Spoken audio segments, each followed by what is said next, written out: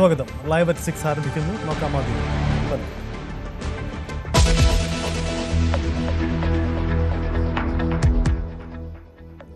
Vandanam medical കോളേജിൽ ചികിത്സാ പിഴവ് നേരിട്ട വീട്ടമ്മയുടെ ശരീരത്തിൽ നിന്നും കത്രിക പുറത്തെടുത്തു. ഉഷ ജോസഫ് ആരോഗ്യനില വീണ്ടെടുക്കുന്നുവെന്ന് ആശുപത്രി അധികൃതർ. ചികിത്സാ അനാസ്ഥയിൽ കേസെടുത്ത് പോലീസ്. വകുപ്പ് മേധാവിയായിരുന്ന ഡോക്ടർ ലളിതാംബിക ഒന്നാം പ്രതി. ശസ്ത്രക്രിയ ചെയ്ത ഡോക്ടർ ഷാഹിദ പ്രതിപ്പട്ടികയിലില്ല. ചികിത്സാ വീഴ്ച അന്വേഷിച്ച സംഘം ഇന്ന് റിപ്പോർട്ട് നൽകും.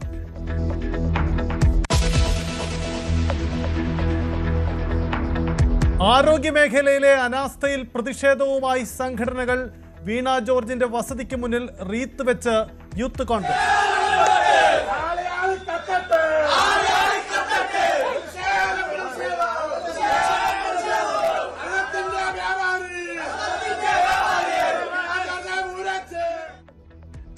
പ്രതിഷേധക്കാർക്കെതിരെ ജാമ്യമില്ലാ വകുപ്പ് ചുമത്തി കേസ്. സർക്കാരിനെതിരെ KGM-CTA.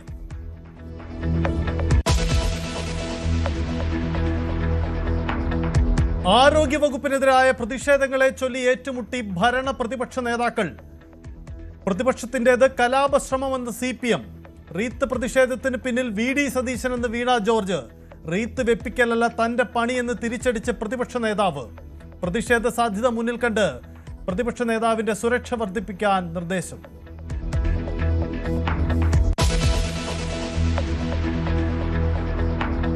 കൊച്ചിയിൽ മെട്രോ തൂണിൽ കുടുങ്ങിയ പൂച്ചയ്ക്കായുള്ള രക്ഷാപ്രവർത്തനം താൽക്കാലികമായി നിർത്തിവെച്ചു. മെട്രോ സർവീസുകൾ അവസാനിച്ച ശേഷം രാത്രി ദൗത്യം തുടരും.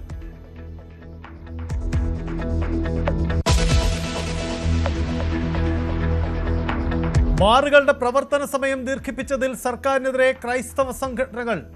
സർക്കാർ തീരുമാനം പൊതുസമൂഹത്തിന് ഭീഷണിയെന്ന് ഓർത്തഡോക്സ് സഭാധ്യക്ഷൻ. പ്രതിഷേധത്തിനൊരുങ്ങി KCBC മദ്യവിരുദ്ധ സമിതി.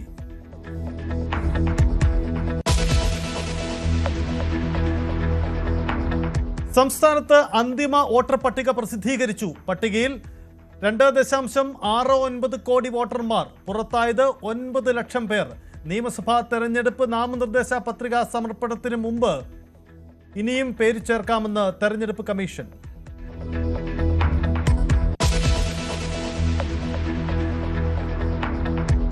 ശബരിമല വിഷയം BJPക്ക് സുവർണ അവസരമെന്ന് ആവർത്തിച്ച് PS ശ്രീധരൻപിള്ള. സമരവും വിധിയും പാർട്ടിക്ക് സുവർണാവസരം. തന്ത്രിയുടെ അറസ്റ്റ് ഗൂഢാലോചനയുടെ ഭാഗമെന്ന് ആരോപിച്ച് കോൺഗ്രസ്. തന്ത്രിക്കും EN വാസുവിനും EDയുടെ നോട്ടീസ്.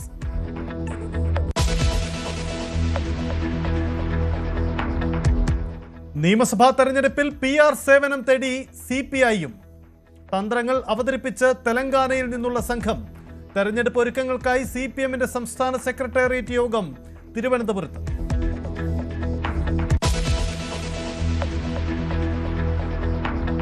മലബാർ ഡിസ്റ്റിലറീസ് പുറത്തിറക്കുന്ന ബ്രാൻഡിയുടെ പേര് മിന്നൽ മാജിക്.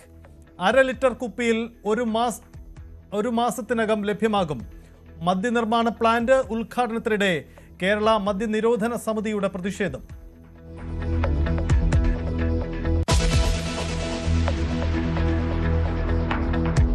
മാരാരിക്കുളത്തെ റിസോർട്ട് മാഫിയയുടെ കയ്യേറ്റത്തിൽ നടപടിയുമായി പഞ്ചായത്ത്. തിങ്കളാഴ്ച കമ്പനി അധികൃതരെ പങ്കെടുപ്പിച്ച് യോഗം. ന്യൂസ് 18 വാർത്തയ്ക്ക് പിന്നാലെ ജനപ്രതിനിധികൾ പ്രദേശത്ത്. 3 മീറ്റർ വീതിയിൽ റോഡും അടിസ്ഥാന സൗകര്യങ്ങളും നൽകുമെന്ന് പഞ്ചായത്ത്.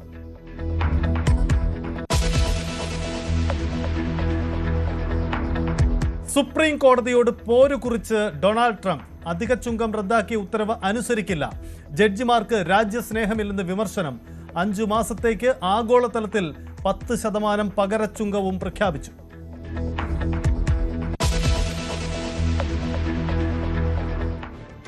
വിശദമായി കിടക്കുമ്പോൾ ആലപ്പുഴ മെഡിക്കൽ കോളേജിലെ ചികിത്സാ പിഴവിനെ തുടർന്ന് ഉഷയുടെ വയറ്റിൽ കുടുങ്ങിയ കത്രിക പുറത്തെടുത്തു. എറണാകുളം അമൃത ആശുപത്രിയിലായിരുന്നു ശസ്ത്രക്രിയ.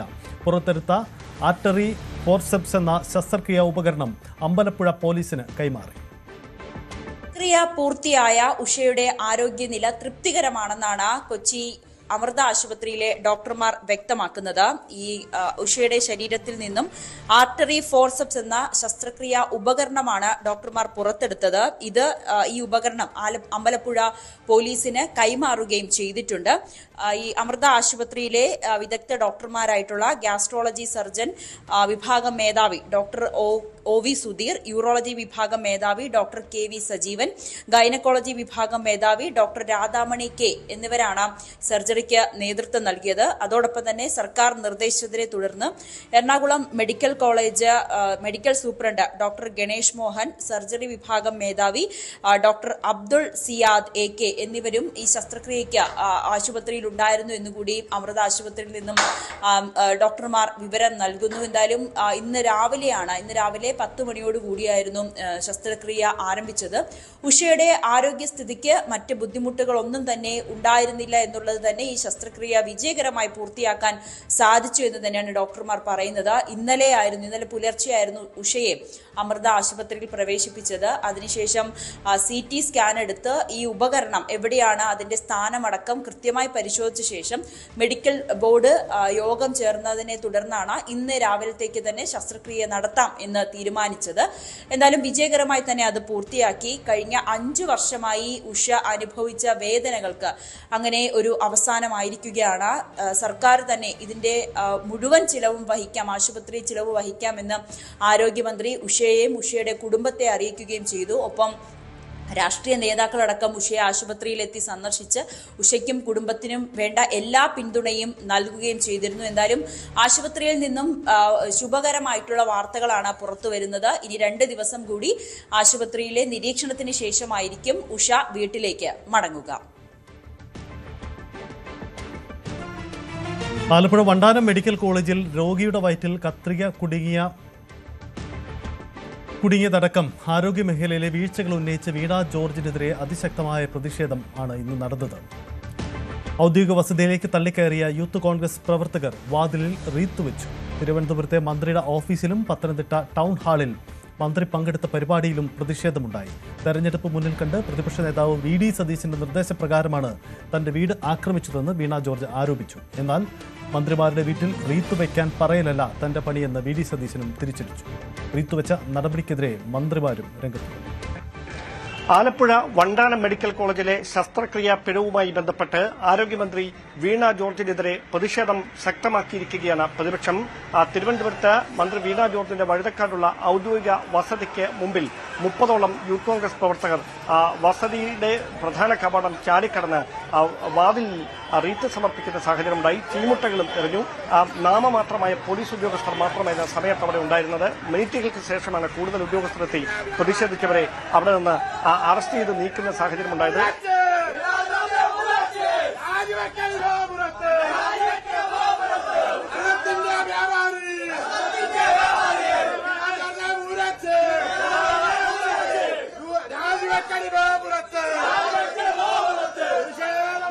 പത്തനംതിട്ടയിലും മന്ത്രി വീണ ജോർജ് പങ്കെടുത്ത പരിപാടിയിൽ സമാനമായ തരത്തിൽ പ്രതിഷേധം ഉണ്ടായി.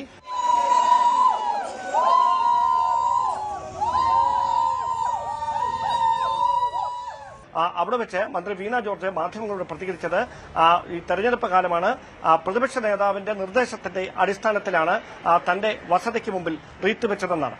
ഇത് കേരളം കേൾക്കട്ടെ, ഇത് കേരളം കേൾക്കണം എന്നുള്ളതാണ്. ഇത് VD സതീശന്റെ നേതൃത്വത്തിൽ നടന്ന അതിക്രമമാണ്. VD സതീശന്റെ നിർദ്ദേശത്തിന്റെ അടിസ്ഥാനത്തിൽ നടന്ന ആക്രമണമാണ്. അപ്പൊ ഇവിടെ എന്തുകൊണ്ടാണ് ഈ അതിക്രമം നടത്തുന്നത്? അതായത് അടുത്ത തിരഞ്ഞെടുപ്പിൽ കോൺഗ്രസിന് ദയനീയമായ പരാജയം കേരളത്തിൽ ഉണ്ടാകുമെന്നുള്ള ബോധ്യം അത് അവരോട് ആദ്യം പറഞ്ഞത് കനകോലുവാണ്. കനകോലു പറഞ്ഞിരിക്കുന്നു സർക്കാരിനെതിരെയുള്ള ഒരു വികാരമില്ല, ഒരു സർക്കാർ വിരുദ്ധ വികാരമില്ല എന്ന് അവരുടെ തന്നെ ഉപദേഷ്ടാവ് അവരോട് പറഞ്ഞിരിക്കുന്നു. അപ്പോ ഏത് വിധേനയും നീചമായ മാർഗങ്ങളിലൂടെ അതിക്രമം നടത്തി എങ്ങനെയും മുന്നോട്ട് പോകുന്നതിന് വേണ്ടിയിട്ടുള്ള കോൺഗ്രസിന്റെ ഹീനമായിട്ടുള്ള ശ്രമമാണ് ഇവിടെ നടന്നുകൊണ്ടേയിരിക്കുന്നത്. അതേസമയം മന്ത്രിമാരുടെ വസതിക്ക് മുമ്പിൽ റീത്ത് വെക്കാൻ പറയലല്ല തന്റെ പണിയെന്നായിരുന്നു ആരോഗ്യമന്ത്രി വീണ ജോർജിന്റെ പ്രതികരണത്തിനുള്ള VD സതീശന്റെ മറുപടി. ഞങ്ങളുടെ പരിപാടിയൊന്നുമല്ല സാധാരണ റീത്ത് വെക്കല്. റീത്ത് പയ്യന്നൂരിൽ റീത്ത് വെച്ചത് ആരാ? ആ റീത്ത് വെച്ചതിന്റെ അർത്ഥം എന്താ? കൊല്ലുമെന്നാണ്. നിന്നെ ഞങ്ങൾ കൊല്ലും. MN വിജയൻ മാഷിന്റെ മോന്റെ മുമ്പിൽ റീത്ത് വെച്ചത്. ഞങ്ങളുടെ രീതിയല്ല, ആ സമര രീതിയല്ല. പിന്നെ എനിക്കിതല്ലല്ലോ ജോലി, മന്ത്രിമാരുടെ വീട്ടിൽ കൊണ്ട് റീത്ത് വയ്ക്കാൻ പറയലല്ലോ ജോലി. ആരോഗ്യമന്ത്രിയുടെ വസതിയിൽ റീത്ത് വെച്ചുകൊണ്ടുള്ള യൂത്ത് കോൺഗ്രസ് പ്രതിഷേധത്തിനെതിരെ മന്ത്രിമാരും രംഗത്ത് വന്നു. ഒരു മന്ത്രിയുടെ വീട്ടിനകത്ത് കയറി മന്ത്രിയുടെ റീത്ത് വെക്കുക എന്ന് പറഞ്ഞാൽ അത്യന്തം ഗുരുതരമായിട്ടുള്ള പ്രശ്നം തന്നെയാണ്. ഇത് പ്രതിപക്ഷ നേതാവ് VD സതീശൻ അറിഞ്ഞുകൊണ്ട് നടത്തിയിട്ടുള്ള സമരമാണ്. യൂത്ത് കോൺഗ്രസുകാർ അങ്ങനെയൊന്നും ഒരു ജനാധിപത്യ വിരുദ്ധമായിട്ടുള്ള സമരമാർഗം സ്വീകരിച്ചുകൊണ്ട് ആരോഗ്യവകുപ്പ് മന്ത്രിയെ ഒറ്റപ്പെടുത്തി വിരട്ടാനൊന്നും നോക്കേണ്ട കാര്യമില്ല. അങ്ങനെയുള്ള വിരട്ടിലൊന്നും പുറകോട്ട് പോകുന്നവരല്ല ഇടതുപക്ഷ ജനാധിപത്യ മുന്നണി അതിന്റെ മന്ത്രിമാരും. അതേസമയം മന്ത്രിയുടെ തിരുവനന്തപുരത്തെ സെക്രട്ടേറിയറ്റ് അനക്സ് 2-ലെ ഓഫീസ് കവാടത്തിലേക്കും മഹിളാ കോൺഗ്രസും പ്രതിഷേധവുമായി രംഗത്തെത്തുന്ന സാഹചര്യമുണ്ടായി. പോലീസ് ഏറെ പണിപ്പെട്ടാണ് ബാരിക്കേഡ് തള്ളി മാറ്റിക്കൊണ്ട് മുകളിലേക്ക് കയറാനുള്ള പ്രവർത്തകരുടെ ശ്രമം ചെറുത്തത്. സമാനമായ തരത്തിലുള്ള പ്രതിഷേധം വരും ദിവസങ്ങളിലും ഉണ്ടാകുമെന്ന വിലയിരുത്തലിന്റെ അടിസ്ഥാനത്തിൽ മന്ത്രി വീണ ജോർജ് പങ്കെടുക്കുന്ന എല്ലാ പരിപാടികൾക്കും അവരുടെ ഔദ്യോഗിക വസതിക്കും സുരക്ഷ കൂട്ടാനാണ് പോലീസിന്റെ നിർദ്ദേശം. യൂത്ത് കോൺഗ്രസിന്റെ റീത്ത് പ്രതിഷേധം അത്യന്തം ഹീനമെന്ന് PK ശ്രീമതി. റീത്ത് വയ്ക്കുന്നത് മന്ത്രിയുടെ അവസാനം കാണണമെന്നുള്ള ആഗ്രഹമുള്ളതുകൊണ്ടാണ്. സ്ത്രീത്വത്തിന് എതിരെയുള്ള അധിക്ഷേപമാണ് നടന്നതെന്നും PK ശ്രീമതി പറഞ്ഞു. റീത്ത് വെക്കുക എന്ന് പറഞ്ഞാൽ ആരോഗ്യവകുപ്പ് മന്ത്രിയുടെ അവസാനം കാണണമെന്നുള്ള ആഗ്രഹം കൊണ്ടാണല്ലോ ഈ റീത്ത് വെക്കുന്നത്. കേരളത്തിലെ ഒരു വനിതയായിട്ടുള്ള മന്ത്രിയോട് ഇത്രയേറെ അധിക്ഷേപാർഹമായിട്ടുള്ള അങ്ങേയറ്റം നിന്ദ്യവും നീചവുമായ വിധത്തിലുള്ള ഒരു പ്രതിഷേധ സമരമാണ് ഇവിടെ നടന്നിട്ടുള്ളത്. അഭിപ്രായ വ്യത്യാസം ഉണ്ടാക്കുകയോ തെറ്റിദ്ധാരണ ഉണ്ടാക്കുകയോ ചെയ്യുക എന്നുള്ള ദുരുദ്ദേശത്തോടു കൂടിയാണ് ഈ രീതിയിലുള്ള ഒരു വികൃതവും അങ്ങേയറ്റം നീചവുമായിട്ടുള്ള ഒരു സമരാഭാസം നടന്നിട്ടുള്ളത്. ഒരു കൂട്ടം യൂത്ത് കോൺഗ്രസിന്റെ പ്രവർത്തകർ വീട് അതിക്രമിച്ച് കയറി വാതില് തുറന്ന് റീത്ത് വെക്കുക, ഇത് അങ്ങേയറ്റം സംസ്കാര ശൂന്യമായിട്ടുള്ള ഒരു സമരമായിപ്പോയി, നടപടിയായിപ്പോയി.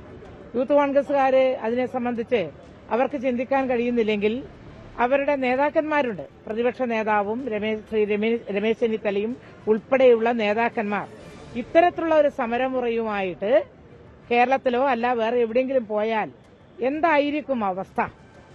ഒരു വിഷയം വന്നു കഴിഞ്ഞാൽ ആ വിഷയത്തെ സംബന്ധിച്ച പ്രതിഷേധം അറിയിക്കാൻ താമസിക്കുന്ന ഭവനത്തിലേക്ക് കയറി എന്നിട്ട് അതിക്രമിച്ചു കയറുകയും അക്രമാസക്തരാകുകയും ആക്രമിക്കുകയും തകർക്കുകയും ചെയ്യുക എന്ന് മാത്രമല്ല അവിടെ വാതിലിന്റെ മുന്നിൽ തന്നെ ഒരു റീത്ത് സമർപ്പിക്കുകയാണ് ചെയ്തിട്ടുള്ളത്. ഇത് കേരളത്തിൽ നടാടെയാണ്. ഇതിനു മുൻപ് ഒരിക്കലും ഇങ്ങനൊരു സംഭവം വളരെ വളരെ നിന്ദ്യമായിട്ടുള്ള വളരെ അധിക്ഷേപാർഹമായിട്ടുള്ള ഒരു സമരമുറ ഇതിനു മുൻപ് ആരുടെ ഭാഗത്തുണ്ടായതായിട്ട് ഞാനറിയില്ല. ഒരു മന്ത്രിയുടെയും വീട്ടിലേക്ക് കയറിയിട്ട് റീത്ത് വെക്കുക എന്ന് പറയുന്നത് ഒരു തരത്തിലും സംസ്കാരത്തിന് യോജിച്ചതല്ല. വണ്ടാനം മെഡിക്കൽ കോളേജിലെ ചികിത്സാ പിഴവിൽ കേസെടുത്തു പോലീസ്. വകുപ്പ് മേധാവി ഡോക്ടർ ലളിതാംബികയെ പ്രതി ചേർത്തു. ശസ്ത്രക്രിയ നടത്തിയ ഡോക്ടർ ഷാഹിദ ഉൾപ്പെടെയുള്ളവർ നിലവിൽ പ്രതികളല്ല. സംഭവത്തിൽ ആരോഗ്യവകുപ്പിന്റെ റിപ്പോർട്ട് ഉടൻ കൈമാറും.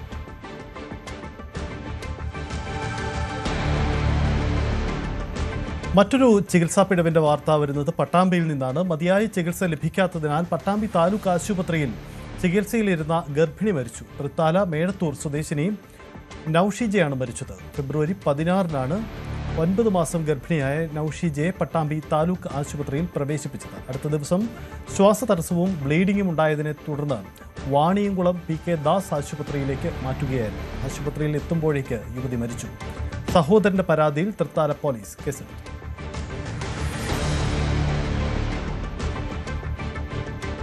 സംസ്ഥാനത്തെ സർക്കാർ മെഡിക്കൽ കോളേജിലെ ഡോക്ടർമാരുടെ സമരം 6ാം ദിവസമായി ഇന്നും ശക്തമായി നടന്നു. ശസ്ത്രക്രിയ പലതും മാറ്റിവെച്ചതോടെ രോഗികൾ വലഞ്ഞു. സമരത്തെ നേരിടാൻ സർക്കാർ ഡയസ് നോൺ പ്രഖ്യാപിച്ചിട്ടുണ്ടെങ്കിലും സമരക്കാർ ഉറച്ച നിലപാടിലാണ്. ശമ്പള പരിഷ്കരണ കുടിശ്ശിക അടക്കമുള്ള ആവശ്യങ്ങൾ ഉന്നയിച്ചുകൊണ്ടാണ് അവരുടെ സമരം. വിവിധ ആവശ്യങ്ങൾ ഉന്നയിച്ച് സംസ്ഥാനത്തെ സർക്കാർ മെഡിക്കൽ കോളേജുകളിലെ ഡോക്ടർമാർ നടത്തുന്ന സമരം 6ാം ദിവസത്തിലേക്ക് കടന്നിരിക്കുകയാണ്. പൂർണ്ണ ബഹിഷ്കരണം തുടങ്ങി ഏതാണ്ട് 3 ദിവസം കഴിയുകയും ചെയ്തിരുന്നു. മെഡിക്കൽ കോളേജുകളുടെ പ്രവർത്തനത്തെ സാരമായി ബാധിക്കുന്ന രീതിയിലേക്ക് സമരം നീങ്ങുന്ന കാഴ്ചയാണ് കാണാൻ കഴിയുന്നത്. OP പൂർണ്ണമായും ബഹിഷ്കരിച്ചാണ് ഡോക്ടർമാർ സമരം നടത്തുന്നത്. പക്ഷേ OPയിലെ ജൂനിയർ ഡോക്ടർമാർ, PG ഡോക്ടർമാർ എന്നിവരൊക്കെ രോഗികളെ നോക്കുന്നുണ്ട്. പക്ഷേ അപ്പോഴും വിദഗ്ധരായ ഡോക്ടർമാർ ഒരു സേവനം ലഭിക്കുന്നില്ല എന്ന ഒരു പരിമിതി അവിടെയുണ്ട്. സംസ്ഥാനത്തെ പലയിടങ്ങളിൽ നിന്നുള്ള താഴെത്തട്ടിലുള്ള ആശുപത്രികളിൽ നിന്നും റഫറൽ സംവിധാനം വഴി മെഡിക്കൽ കോളേജുകളിലേക്ക് എത്തുന്ന രോഗികളാണ്. അവർക്ക് ഈ ജൂനിയർ തലത്തിലുള്ള ഡോക്ടർമാരുടെ സേവനം മാത്രമേ ലഭിക്കുന്നു എന്നുള്ളതാണ് ഈ ഘട്ടത്തിൽ പറയേണ്ടത്. ഒപ്പം അടിയന്തര ശസ്ത്രക്രിയ ഒഴിച്ചുള്ള ശസ്ത്രക്രിയകളിൽ നിന്നും ഡോക്ടർമാർ വിട്ടുനിൽക്കുന്ന ഒരു സാഹചര്യമാണ്. അടിയന്തരമായി വരുന്ന ശസ്ത്രക്രിയയിൽ മാത്രം 2 ആഴ്ച മുമ്പൊക്കെ പോസ്റ്റ് ചെയ്തിരിക്കുന്ന അതീവ ഗുരുതരമല്ലാത്ത രീതിയിലുള്ള ശസ്ത്രക്രിയകൾക്ക് ഇവർ പങ്കെടുക്കുന്നില്ല. ക്യാൻസർ രോഗികളടക്കമുള്ളവരുടെ ചികിത്സയും നൽകുന്നു. എന്തായാലും ഡേസ് നോൺ പ്രഖ്യാപിച്ച് സമരത്തെ നേരിടാനുള്ള ഒരു നീക്കത്തിലാണ് സർക്കാർ ഉള്ളത്. ഗുരുതരമായ പല പ്രശ്നങ്ങളിലും ഊന്നിയുള്ള മറ്റ് സമരങ്ങളും സമാന്തരമായി നടക്കുന്നുണ്ട്. നമുക്കൊപ്പം എന്തായാലും പണിമുടക്കുന്ന അല്ലെങ്കിൽ സമരം നടത്തുന്ന ഡോക്ടർമാർ തന്നെയുണ്ട്. സർക്കാർ ഡേസ് നോൺ നടത്തി ഈ സമരത്തെ നേരിടാനാണ് തീരുമാനിച്ചിരിക്കുന്നത്. മറ്റ് എന്തെങ്കിലും തരത്തിലുള്ള ഒരു ചർച്ചകൾ, ഒരു അനുരഞ്ജനത്തിന്റെ പാത തെളിയുന്നുണ്ടോ? കഴിഞ്ഞ 10 വർഷമായി സർക്കാർ ആരോഗ്യ മേഖലയോട് പുലർത്തി പോന്നിരുന്ന തികഞ്ഞ നിസ്സംഗതയുടെയും അവഗണനയുടെയും പ്രതിഫലനം തന്നെയാണ് ഈ സമരത്തോടും സർക്കാർ പുലർത്തുന്നത്. പാവപ്പെട്ട രോഗികൾക്ക് എന്ത് സംഭവിച്ചാലും ഞങ്ങൾക്ക് പ്രശ്നമില്ല എന്നുള്ള ഒരു ആറ്റിറ്റ്യൂഡാണ് ഈ സമരത്തോട് സർക്കാർ പുലർത്തുന്നത്. ഈ ഒരു ആതുരാലയത്തിൽ എത്തുന്നത് പാവപ്പെട്ടവരും നിരാലംബരും നിരാശ്രയരുമായ രോഗികളാണ്. അവർക്ക് പ്രൈവറ്റ് ആശുപത്രികളിൽ പോയി വലിയ തുക കൊടുത്ത് ചികിത്സിക്കാനോ വിദേശത്ത് കൊണ്ടുപോയി ചികിത്സിക്കാനോ സാധ്യമല്ല. അവരുടെ ചികിത്സയും അതേപോലെ തന്നെ ഈ സംസ്ഥാനത്തെ ഏറ്റവും മിടുക്കരായ വിദ്യാർത്ഥികളുടെ അധ്യാപനവുമാണ് മുടങ്ങുന്നത്.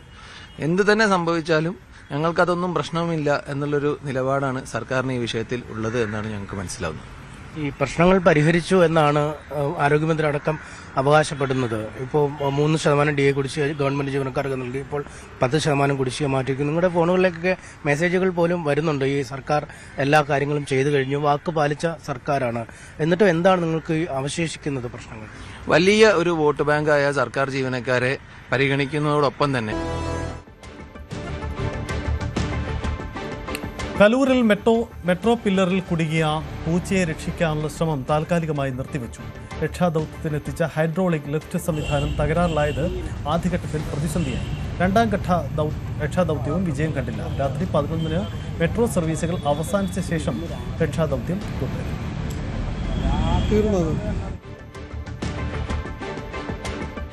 കണ്ണൂർ മേലെ ചൊവ്വയിൽ ഓടിക്കൊണ്ടിരുന്ന കാറിന്റെ ടയർ പൊട്ടി അപകടം. 3 പേർക്ക് പരിക്കേറ്റു.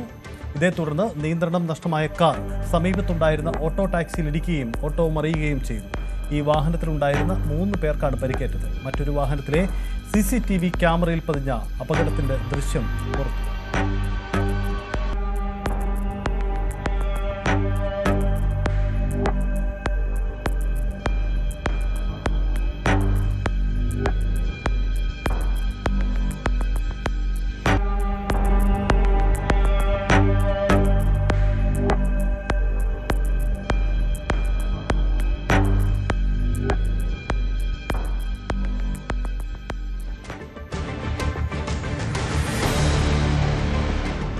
സംസ്ഥാനത്തെ കൊടും ചൂടിന് ആശ്വാസമായി വേനൽ മഴയെത്തി. കോഴിക്കോടിന്റെ കിഴക്കൻ മലയോര മേഖലയിലും തിരുവനന്തപുരം ജില്ലയുടെ വിവിധ ഭാഗങ്ങളിലും മഴ പെയ്തു. ബംഗാൾ ഉൾക്കടലിൽ പുതിയ ന്യൂനമർദ്ദം രൂപപ്പെട്ടതിനെ തുടർന്ന് നാളെയും മഴ പ്രതീക്ഷിക്കുന്നുണ്ട്.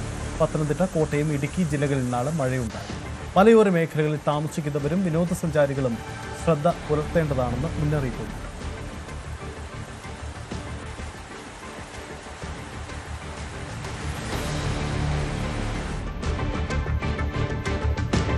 ശബരിമല സ്വർണ്ണക്കൊള്ളയിൽ ജാമ്യം ലഭിച്ച് പുറത്തിറങ്ങിയ തന്ത്രി കണ്ഠർ രാജീവരെയും തിരുവിതാംകൂർ ദേവസ്വം ബോർഡിന്റെ മുൻ പ്രസിഡന്റ് N. വാസുവിനെയും ചോദ്യം ചെയ്യാൻ ഒരുങ്ങുകയാണ് എൻഫോഴ്സ്മെന്റ് ഡയറക്ടറേറ്റ്. അടുത്തയാഴ്ച ചോദ്യം ചെയ്യലിന് ഹാജരാവണമെന്ന് ഇരുവർക്കും നോട്ടീസ് നൽകിയിട്ടുണ്ട്.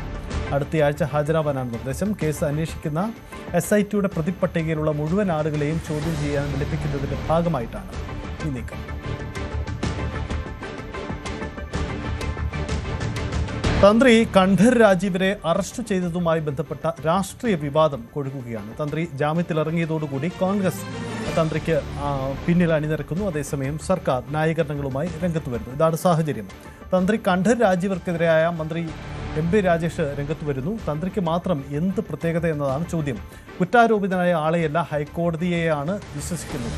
യുവതീ പ്രവേശന സമയത്ത് എന്തെല്ലാം ഗൂഢാലോചന നടന്നു എന്ന് ഇപ്പോൾ വ്യക്തമായെന്നും മന്ത്രി പറഞ്ഞു. എല്ലാവർക്കും ഇത്തരം ചില ന്യായങ്ങൾ പറയാനുണ്ടാവും. തന്ത്രിക്ക് മാത്രം എന്താ പ്രത്യേകത? അതിൽ പ്രതികളായിട്ടുള്ള വേറെയും പേരുണ്ട്. അവരുടെ എല്ലാ ന്യായങ്ങളും ഇതുപോലെ സ്വീകരിക്കപ്പെടുമോ? എന്താ തന്ത്രിക്ക് മാത്രം ഒരു പ്രത്യേകതയുള്ളത്? അപ്പോൾ ഒരു കാര്യം, സാധാരണ ജാമ്യം ഹർജിയിൽ കേസിന്റെ മെറിറ്റിലേക്ക് കിടക്കില്ല. അതാണ് പ്രാഥമികമായ തത്വം. ഹൈക്കോടതിയുടെ മേൽനോട്ടത്തിലല്ലേ കേസ് അന്വേഷണം നടക്കുന്നത്. അതാണ് പറഞ്ഞത്, ഹൈക്കോടതിയുടെ മേൽനോട്ടത്തിലാണ് അന്വേഷണം നടക്കുന്നത്.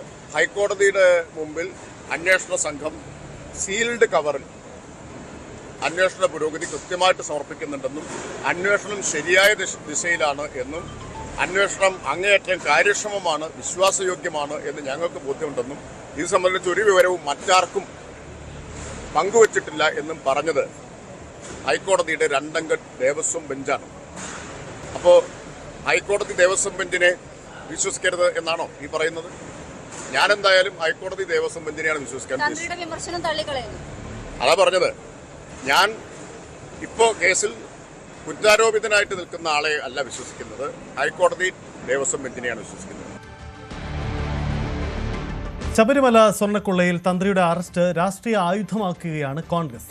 കൊള്ളയിൽ തന്ത്രിയുടെ പങ്കു തെളിയിക്കാനായില്ലെന്ന കൊല്ലം വിജിലൻസ് കോടതിയുടെ ജാമ്യ ഉത്തരവാണ് പ്രതിപക്ഷം സർക്കാരിനും SITക്കുമെതിരെ ആയുധമാക്കുന്നത്.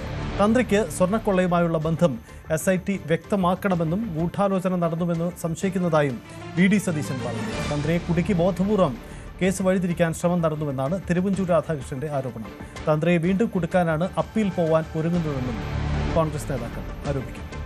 ശബരിമല തന്ത്രിയെ അറസ്റ്റ് ചെയ്യാനുള്ള കാരണങ്ങൾ എന്താണ്? അദ്ദേഹം ഏത് കുറ്റകൃത്യമാണ് ചെയ്തത്? ഏത് തരത്തിലുള്ള പങ്കാളിത്തമാണ് ശബരിമലയിലെ സ്വർണ്ണ കവർച്ചയുമായി തന്ത്രിക്കുള്ളത് എന്ന് SIT പൊതുസമൂഹത്തെ ബോധ്യപ്പെടുത്തേണ്ട ആവശ്യമുണ്ട്. തന്ത്രിയെ അറസ്റ്റ് ചെയ്തപ്പോൾ അത് മുഖ്യമന്ത്രിയുടെ ക്രെഡിറ്റ് ആയിട്ടാണ് CPM സൈബർ ഇടങ്ങളിൽ പ്രചരിപ്പിച്ചത്. അതിന്റെ പുറകിൽ ഒരു ഗൂഢാലോചന നടന്നിട്ടുണ്ട് എന്ന് ഞങ്ങൾ സംശയിക്കുന്നു. CPMനെതിരായി എല്ലാ ആക്ഷേപങ്ങളും വന്നപ്പോൾ അതിൽ നിന്ന് വഴി തിരിക്കുന്നതിന് വേണ്ടി മനഃപൂർവ്വമായി തന്ത്രിയെ അറസ്റ്റ് ചെയ്താണോ എന്ന് സംശയിക്കേണ്ട സ്ഥിതിയാണ്. തന്ത്രിക്ക് ജാമ്യം കൊടുത്തുകൊണ്ടുള്ള കോടതി വിധി ഒരു തെളിവിന്റെ ഒരു കണിക പോലും ഇല്ല എന്നാണ് അദ്ദേഹത്തിനെതിരെ പറഞ്ഞത്. ഒരു തെളിവും പിന്നെ ശേഖരിച്ചതായും SIT പറഞ്ഞിട്ടില്ല. തെളിവിന്റെ കണിക പോലും ഇല്ലാതെ ഒരാൾ, ശബരിമല തന്ത്രിയെ പോലുള്ള ഒരാൾ 40 ദിവസം ജയിലിൽ കിടക്കേണ്ട സാഹചര്യം വന്നതിനെ കുറിച്ച് ഗൗരവതരമായി അന്വേഷിക്കണം. വീണ്ടും ഇത് നീട്ടിക്കൊണ്ടു പോകാനാണ്, കൊടുക്കാനെന്ന് പറയുന്നതിനേക്കാൾ നീട്ടിക്കൊണ്ടു പോകാനാണെന്ന് പറയുന്നതായിരിക്കും ശരി. കാരണം എങ്ങനെയെങ്കിലും തട്ടി തെരഞ്ഞെടുപ്പ് കഴിയുന്നത് വരെ മുന്നോട്ട് കൊണ്ടുപോവുക എന്ന് പറയുന്ന ഡിലേയിങ് ടാക്ടിക്സിന്റെ ഒരു ഭാഗമായിട്ടാണ് ഞാൻ മനസ്സിലാക്കുന്നത്. ആവശ്യമില്ലാതെ ഒരു തന്ത്രിയെ കുടുക്കി കോടതി ആ കാര്യത്തിൽ സത്യസന്ധമായി ഒരു നിലപാടെടുത്തു. തെളിവിന്റെ ഒരു കണിക പോലും ഇല്ല എന്ന് കോടതി പരസ്യമായി പറഞ്ഞു. എന്നിട്ടും അറസ്റ്റ് ചെയ്യാൻ ഉത്തരവിട്ടിയ ആളുകൾ കയ്യും കെട്ടിയിരിക്കുകയാണ്. ഇത് ഞങ്ങളൊന്നും അറിഞ്ഞില്ലേ എന്നൊരു മട്ടിൽ. അപ്പോൾ ഒരു ബാഹ്യസമ്മർദ്ദം ഉണ്ടായി എന്നുള്ളത് യാഥാർത്ഥ്യമല്ലേ? ആ ബാഹ്യസമ്മർദ്ദം ചെലുത്തിയത് ആര് എന്നുള്ളത് ഇനിയെങ്കിലും തുറന്നു പറയാൻ കഴിയണം. ഉദ്യോഗസ്ഥന്മാരായതുകൊണ്ട് അവർക്ക് ഭയപ്പാടാണ്, അവർ പറയില്ല. ആ ഭയപ്പാടിന്റെ ഒരു അടിസ്ഥാനത്തിലാണല്ലോ തന്ത്രിയെ തന്നെ കൊടുക്കാൻ ഇടയായത്. ഉദ്യോഗസ്ഥരെന്ന് പറയുന്ന ഒരു മുഖം മാത്രമാണ്. ഇതിന് പിന്നിൽ ഡയറക്ഷൻ ആരുള്ളതാണ് എന്നുള്ളതാണ് പ്രശ്നം. അതിന് പിന്നിൽ കളിച്ചിട്ടുള്ളതാരാണ്? വെറുതെ ഇങ്ങനെയൊന്നും വരില്ലല്ലോ. പിന്നിൽ കളിച്ചതാരാണ് എന്നുള്ളതാണ് പ്രശ്നം. അതാണ് ജനങ്ങളുടെ മുമ്പിലേക്ക് വരേണ്ടത്. SITക്കുള്ള ആളുകളെ വിടുന്ന അഡ്മിനിസ്ട്രേറ്റീവ് ഡിസിഷനാണ്. ഒരു ഡിപ്പാർട്ട്മെന്റിനകത്ത് അഡ്മിനിസ്ട്രേറ്റീവ് ഡിസിഷൻ ഉണ്ട്. ആ തീരുമാനത്തിന്റെ അടിസ്ഥാനത്തിലാണ് ഏതെല്ലാം ഉദ്യോഗസ്ഥന്മാരെ സ്പെയർ ചെയ്യാൻ പറ്റും എന്ന് പറയുന്നത്. അതിനകത്ത് വേണമെങ്കിൽ കോടതിക്ക് പാനൽ ചോദിക്കാം. എന്നാൽ ഗവൺമെന്റ് ആ പാനൽ കൊടുക്കുന്നത്, ആ പാനലിനകത്തുനിന്ന് മാത്രമേ ആളുകളെ അപ്പോയിന്റ് ചെയ്യാൻ പറ്റൂ. അപ്പോൾ കോടതിയുടെ നിർദ്ദേശപ്രകാരമാണ്, കോടതിയുടെ ആ ഇടപെടൽ ഉണ്ടായിരുന്നത് കൊണ്ടാണല്ലോ ഇത്രയെങ്കിലും കാര്യങ്ങൾ മുന്നോട്ട് പോകാൻ പറ്റിയത്. അതേ കോടതി തന്നെയല്ലേ പറയുന്നത് ശബരിമല വിഷയം ബി.ജെ.പിക്ക് സുവർണ അവസരമെന്ന് ആവർത്തിക്കുകയാണ് ബി.ജെ.പിയുടെ മുൻ സംസ്ഥാന അധ്യക്ഷൻ കൂടിയായ പി.എസ്. ശ്രീധരൻപിള്ള. യുവതീ പ്രവേശനത്തെ ആദ്യം സ്വാഗതം ചെയ്ത കോൺഗ്രസ് ഇന്ന് അതിനെ രാഷ്ട്രീയ ലാഭത്തിനായി കച്ചവടം ചെയ്യുകയാണ്. അന്ന് രഹ്ന ഫാത്തിമയുടെ സഞ്ചിയിൽ ഉണ്ടായിരുന്നത് എന്താണ്? ഓറഞ്ച് മുന്തിരി എന്നൊക്കെ പറഞ്ഞെങ്കിലും ഉണ്ടായിരുന്നത് മറ്റു പലതുമാണെന്നും ശ്രീധരൻപിള്ള പറഞ്ഞു. സത്യം എവിടെയാണ്? ഇങ്ങനെ ക്രൂരമായ സമീപനം സ്വീകരിക്കുന്ന കള്ളന്മാരായിട്ടുള്ള ജനങ്ങളെ എല്ലാം തട്ടിക്കൊണ്ടുപോയി ഈ രാഷ്ട്രീയ കച്ചവടം കബളിപ്പിക്കലാണ് ഈ രാജ്യം നേരിടുന്ന ഒരു വലിയ വെല്ലുവിളി എന്ന് മാത്രം ഈ രണ്ട് സ്ത്രീകളെ കൊണ്ടുപോയി ഞാനിതിൽ എഴുതിയിട്ടുണ്ട്. അവരുടെ ഇരുമുടിക്കെട്ടിലുണ്ടായിരുന്നത് ഏതൊക്കെയാ? റഹ്ന ഫാത്തിമ. പറയാൻ പാടില്ലാത്ത വാക്കുകളാണ്. ഓറഞ്ചെന്നും മുന്തിരിയെന്നും ഒക്കെ പറഞ്ഞ് ഞാൻ എഴുതിയെങ്കിലും അതൊന്നും അല്ല, വേറെ ചില സാധനങ്ങളും ഉണ്ടായിരുന്നു. അപ്പൊ ഇതൊക്കെ നടക്കുന്ന ഒരു നാട്ടിൽ അവിടെ എത്തി, നടപ്പന്തലിലെത്തി. നിങ്ങൾ എത്ര പേർക്കറിയാം 18ാം പടി സീല് ചെയ്തു വന്നു? SIR-ന്റെ ഭാഗമായുള്ള അന്തിമ വോട്ടർ പട്ടിക കേരളത്തിൽ പ്രസിദ്ധീകരിച്ചു. അന്തിമ പട്ടികയിൽ 2.69 കോടി വോട്ടർമാരാണ് ഉൾപ്പെട്ടത്.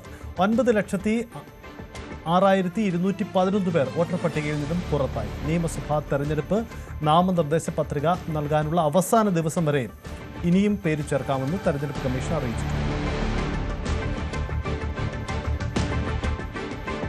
മറ്റൊരു രാഷ്ട്രീയ നീക്കം കൂടി, ഒരു കൂറുമാറ്റം കൂടി ഇന്ന് നടന്നിട്ടുണ്ട്. കോൺഗ്രസ് നേതാവ് ആർ രശ്മി ബി.ജെ.പിയിൽ ചേർന്നു. സംസ്ഥാന അധ്യക്ഷൻ രാജീവ് ചന്ദ്രശേഖറിൽ നിന്നാണ് രശ്മി പാർട്ടി അംഗത്വം സ്വീകരിച്ചത്. 2021 കൊട്ടാരക്കര മണ്ഡലത്തിൽ UDF സ്ഥാനാർത്ഥിയായിരുന്നു രശ്മി. തെരഞ്ഞെടുപ്പിന് ശേഷം കൊട്ടാരക്കരയിൽ തനിക്കുണ്ടായ തിക്ത അനുഭവങ്ങളാണ് കോൺഗ്രസിൽ നിന്ന് മാറാൻ പ്രേരിപ്പിച്ചതെന്ന് രശ്മി പ്രതികരിച്ചു.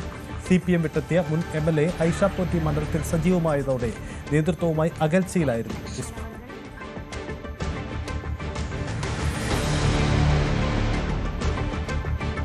നിയമസഭാ തെരഞ്ഞെടുപ്പിൽ രാഷ്ട്രീയ തന്ത്രജ്ഞരുടെ സേവനം ലഭ്യമാക്കാൻ CPI ഡൽഹിയിൽ നിന്നുള്ള സംഘമാണ് CPIക്ക് വേണ്ടി PR വർക്ക് ചെയ്യുന്നത്. സംസ്ഥാന എക്സിക്യൂട്ടീവിന് ശേഷം സംഘം അവരുടെ തന്ത്രങ്ങൾ പങ്കുവച്ചു. LDF തുടർഭരണം കിട്ടുമെങ്കിലും CPIക്ക് തിരിച്ചടി ഉണ്ടാകുമെന്നാണ് ഇവർ നൽകിയ മുന്നറിയിപ്പ്. നിയമസഭാ തെരഞ്ഞെടുപ്പിന് മാസങ്ങൾക്ക് മുമ്പ് തന്നെ PR ഏജൻസികൾ തെരഞ്ഞെടുപ്പ് തന്ത്രമൊരുക്കലും അതുപോലെ നേതാക്കളുടെ ഇറങ്ങിക്കഴിഞ്ഞിരുന്നു. എല്ലാ രാഷ്ട്രീയ പാർട്ടികളും, പ്രധാനപ്പെട്ട എല്ലാ രാഷ്ട്രീയ പാർട്ടികളും നേതാക്കളും പാർട്ടി തലത്തിലും നേതാക്കൾ വ്യക്തിപരമായും ഒക്കെ PR ഏജൻസികളെ നിയോഗിച്ചിട്ടുണ്ട്.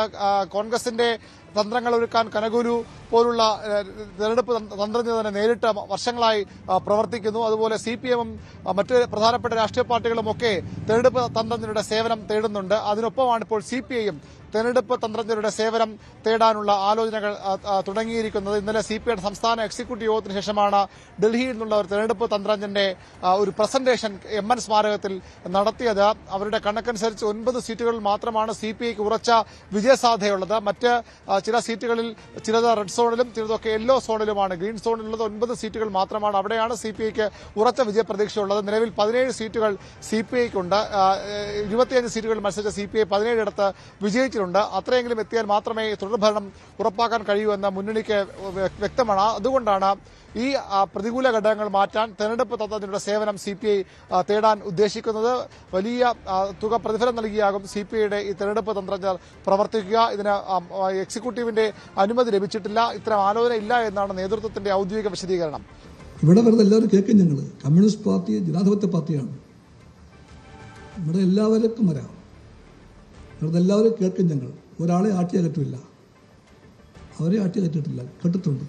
എന്നാൽ തെരഞ്ഞെടുപ്പിൽ വിജയിക്കാൻ എന്ത് വഴിയും തേടാനാണ് മുന്നണി യോഗത്തിന്റെ നീക്കങ്ങളും ലക്ഷ്യങ്ങളും. ഏത് വിധേനയും വിജയിച്ചു വരണം. അതുകൊണ്ട് തന്നെ സിറ്റിംഗ് സീറ്റുകൾ നഷ്ടപ്പെടുത്തുന്നത് ഇടതുമുന്നണിക്ക് CPM-നും CPIക്കും ഒന്നും ആലോചിക്കാൻ കഴിയാത്തതാണ്. അതുകൊണ്ട് കൃത്യമായ തന്ത്രങ്ങൾ, ശരിയായ തന്ത്രങ്ങളിലൂടെ, പ്രതിച്ഛായ മെച്ചപ്പെടുത്തലിലൂടെ, മുഖമെനുക്കലിലൂടെ ഭരണത്തുറച്ച് ഉറപ്പാക്കാൻ തന്നെയാകും CPIയുടെ ശ്രമവും. അങ്ങനെയെങ്കിൽ CPIയും PR ഏജൻസിയുടെ സേവനം തേടാൻ തന്നെയാണ് സാധ്യത.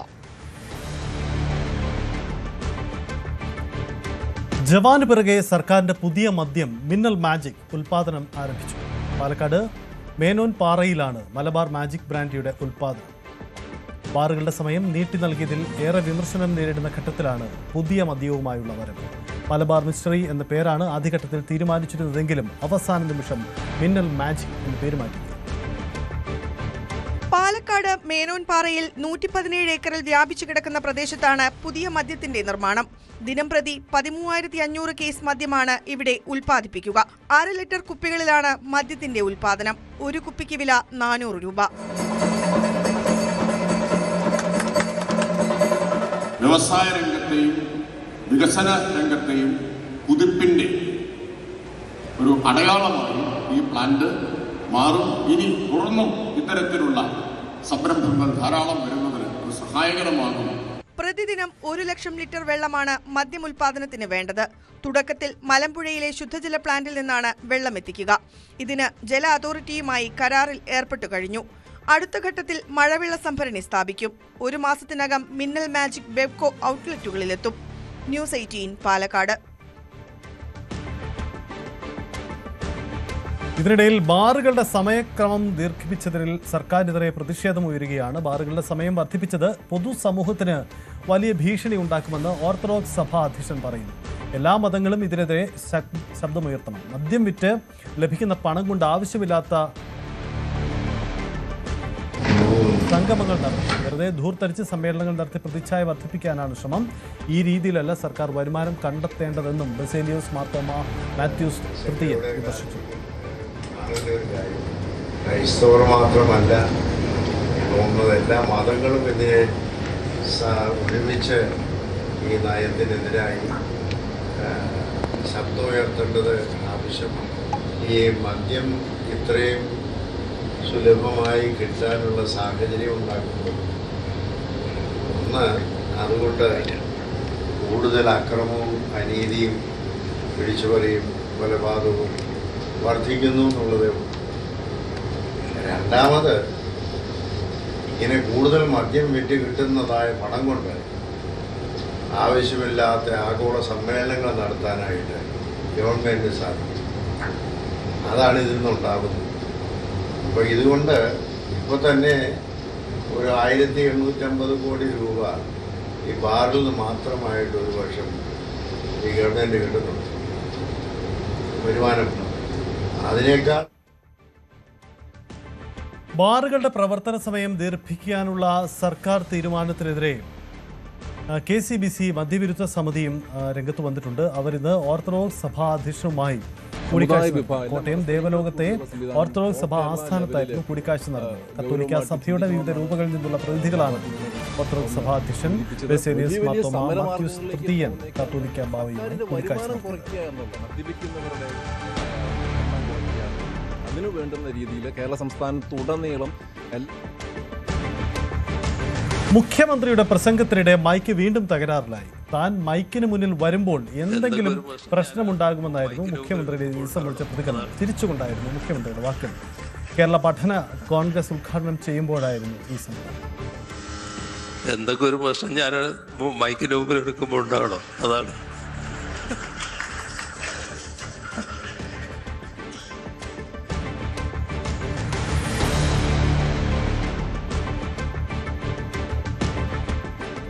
വിവിധ രാജ്യങ്ങൾക്കുമേൽ ചുമത്തിയ പകരച്ചുങ്കം റദ്ദാക്കിയ US സുപ്രീം കോടതി വിധി തള്ളി അമേരിക്കൻ പ്രസിഡന്റ് ഡൊണാൾഡ് ട്രംപ്. 5 മാസത്തേക്ക് ആഗോളതലത്തിൽ 10% പകരച്ചുങ്കം ഏർപ്പെടുത്തുമെന്ന് ട്രംപ് പ്രഖ്യാപിച്ചു. 1974 വ്യാപാര നിയമപ്രകാരമാണ് തന്റെ ഉത്തരവ്. സുപ്രീം കോടതി വിധി നിരാശാജനകമെന്ന് വിശേഷിപ്പിച്ച ട്രംപ് ജഡ്ജിമാർക്കെതിരെ അതിരൂക്ഷ വിമർശനവും ഉന്നയിച്ചു. ഇടവേളയാണ് മടങ്ങി.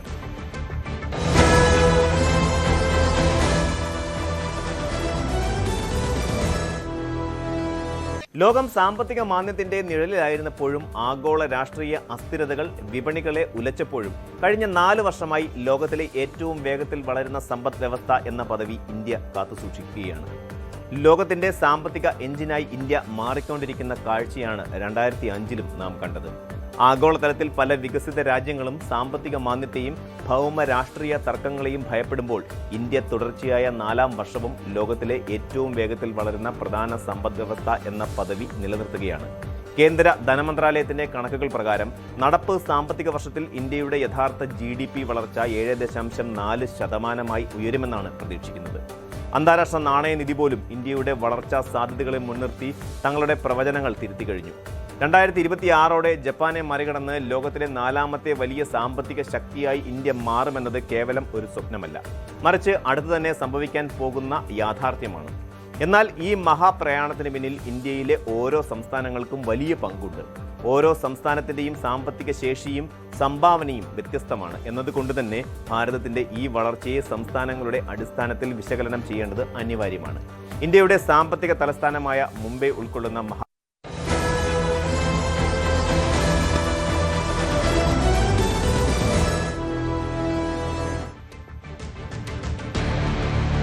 മുണ്ടക്കൈ ചൂരൽമല ദുരന്തത്തിൽ അതിജീവനത്തിന്റെ കരുത്തുമായി കേരളം. ടൗൺഷിപ്പിലെ വീടുകൾക്കുള്ള ആദ്യഘട്ട ഗുണഭോക്തൃ പട്ടികയിലെ 178 പേരെ നറുക്കെടുപ്പിലൂടെ തെരഞ്ഞെടുത്തു. കടകളും മറ്റ് സംരംഭങ്ങളും നഷ്ടപ്പെട്ടവർക്ക് ധനസഹായം നൽകാൻ കഴിഞ്ഞ ദിവസത്തെ മന്ത്രിസഭായോഗം തീരുമാനിച്ചു. മുണ്ടക്കൈ ചൂരൽമല ദുരന്തത്തിൽ കടകൾ, സംരംഭങ്ങൾ നഷ്ടപ്പെട്ടവർക്ക് സർക്കാർ ധനസഹായം വേഗത്തിൽ വിതരണം ചെയ്യുമെന്ന് പട്ടികജാതി പട്ടികവർഗ പിന്നോക്കക്ഷേമ വകുപ്പ് മന്ത്രി OR കേളു പറഞ്ഞു.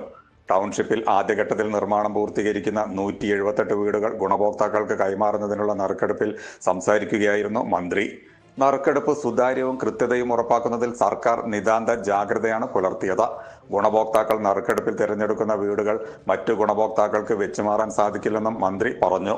ദുരന്തത്തിൽ വീടുകൾ പൂർണ്ണമായി നഷ്ടപ്പെട്ട 178 കുടുംബങ്ങൾക്കാണ് ആദ്യഘട്ടത്തിൽ ടൗൺഷിപ്പിൽ വീടുകൾ കൈമാറുന്നത്. ടൗൺഷിപ്പിൽ നിർമ്മിക്കുന്ന 410 വീടുകൾക്കും കൃത്യമായ ഡിജിറ്റൽ നമ്പറുകൾ നൽകിയിട്ടുണ്ട്. ടൗൺഷിപ്പിലെ 1ാം സോണിലെ 115 വീട്, 3ാം സോണിലെ 30 വീട്, 4ാം സോണിലെ 33 വീടുകളുമാണ് നറുക്കെടുപ്പിലൂടെ ഗുണഭോക്താക്കൾക്ക് ഉറപ്പാക്കിയത്. അപ്രതീക്ഷിത ദുരന്തത്തിൽ വീടും സ്വന്തക്കാരും നഷ്ടപ്പെട്ടവരെ സർക്കാർ കൈപിടിച്ചുയർത്തിയത് അതിവേഗത്തിലായിരുന്നു.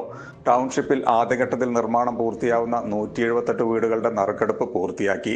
മേപ്പാടി MSA ഓഡിറ്റോറിയത്തിൽ ഗുണഭോക്താക്കൾ, ജനപ്രതിനിധികൾ, രാഷ്ട്രീയ പാർട്ടി പ്രവർത്തകർ, ഉദ്യോഗസ്ഥർ എന്നിവരുടെ സാന്നിധ്യത്തിലാണ് നറുക്കെടുപ്പ് നടന്നത്. 3 ഡിജിറ്റുകളിലായി സോൺ, ക്ലസ്റ്റർ, പ്ലോട്ട് നമ്പർ എന്നിങ്ങനെ രേഖപ്പെടുത്തിയ നറുക്കുകളാണ് ഗുണഭോക്താക്കൾ തിരഞ്ഞെടുത്തത്. മേപ്പാടി ഗ്രാമപഞ്ചായത്തിലെ 10ാം വാർഡ് പഞ്ചിൽ വീട്ടിൽ P. അഷറഫാണ് ഒന്നാമതായി നറുക്കെടുത്തത്.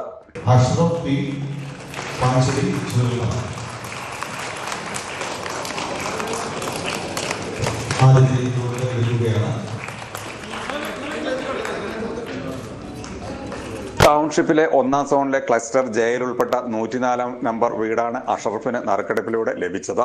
ജില്ലാ ഭരണകൂടം തയ്യാറാക്കിയ പെട്ടിയിൽ നിന്നും ഗുണഭോക്താക്കൾ ടൗൺഷിപ്പിലെ അവരുടെ വീടുകൾ നറുക്കെടുത്ത് സ്വന്തമാക്കി. ആദ്യഘട്ടത്തിൽ കൈമാറിയ വീടുകളുടെയും 7 സെന്റ് സ്ഥലത്തിന്റെയും പട്ടയം അനുവദിച്ച ഉത്തരവ് വേദിയിൽ നിന്നും ഗുണഭോക്താക്കൾക്ക് കൈമാറി. KICV, water authority, civil supplies, Kalpetta നഗരസഭ മുഖേന വൈദ്യുതി, കുടിവെള്ളം, റേഷൻ കാർഡ്, വീടിന്റെ ഉടമസ്ഥാവകാശ രേഖകൾ നൽകാനുള്ള നടപടികൾക്കായി പ്രത്യേക കൗണ്ടർ സജ്ജീകരിച്ചു. ഓഡിറ്റോറിയത്തിൽ ക്രമീകരിച്ച 15 കൗണ്ടറുകളിലൂടെയാണ് ഗുണഭോക്താക്കൾക്ക് സേവനം ഉറപ്പാക്കിയത്. വീടുകളുടെ വൈദ്യുതി, കുടിവെള്ള കണക്ഷനുകൾ നിലവിൽ ജില്ലാ കളക്ടറുടെ പേരിലാണ് അനുവദിച്ചത്. വൈദ്യുതി, കുടിവെള്ള കണക്ഷനുകളുടെ 3 മാസത്തെ തുക സർക്കാർ അടയ്ക്കുന്നതാണ്. 3 മാസത്തിനു ശേഷം കണക്ഷനുകൾ ഗുണഭോക്താക്കളുടെ വ്യക്തിഗത പേരിലേക്ക് മാറ്റി സ്ഥാപിക്കാനുള്ള സാക്ഷ്യപത്രവും ഗുണഭോക്താക്കൾക്ക് നൽകി. Jayaraj Bathery, news 18 Wayanad.